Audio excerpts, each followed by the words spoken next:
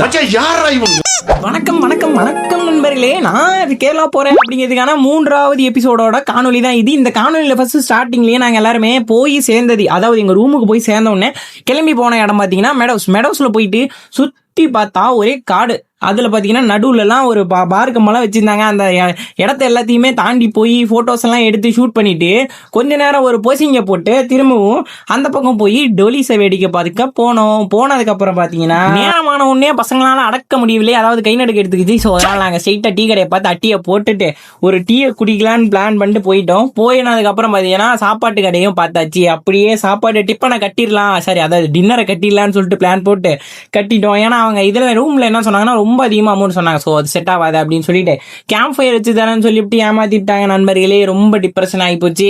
நாங்கள் camp fire நம்பி தான் போனோம், ஆனால் கேம்ப் ஃபயர் எங்களுக்கு வச்சு தரல. ஸோ நாங்கள் வெளியவே உட்காந்து நல்லா நிம்மதியாக உட்காந்து பேசிட்டு சாப்பிட்டு முடிச்சுட்டு காலையில் 5:30 மணிக்கு எழுந்திரிச்சு ஒரு ஆட்டத்தை போட்டாமல் பாருங்க, நல்லா பாருங்க, நிற்க இருக்கும், செம்மையாக அடிப்பேன். பள்ளி விளக்கிட்டு இந்த ஆட்டம் ஆடுவோன்னு நான் எதிர்பார்க்கவே இல்லை நண்பர்களே. தெளிவாக பாருங்க.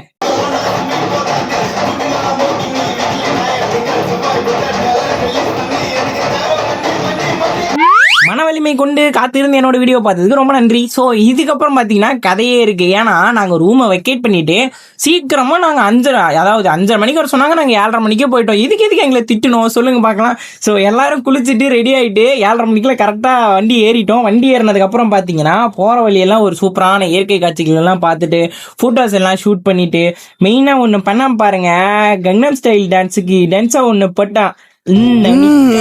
அது அந்த ஆட்டம் தான் எங்களுக்கு ஒரு மெயினான ஆட்டமே. அந்த வீடியோ பாக்குறீங்கன்னா பாட்டு வாங்க.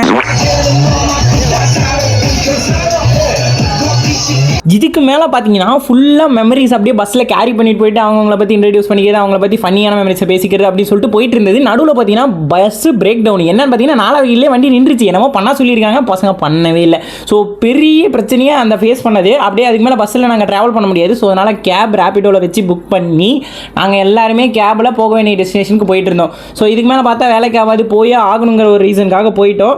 இதே மாதிரி நம்ம இதுக்கு மேலே என்ன டெஸ்டினேஷனுங்கிறத நாளைக்கு வீடியோவில் சொல்கிறேன், பார்த்துக்கோங்க. நல்லா நான் எபிசோட் 4 முடிச்சுக்குவேன் நினைக்கிறேன். ஸோ இதுக்கப்புறம் நான் எழுதிட்டு போக விரும்பல. Tata bye. So do subscribe to our channel நண்பர்களே. அதையும் மறந்துடாதீங்க, மெயினான ஒரு விஷயம்.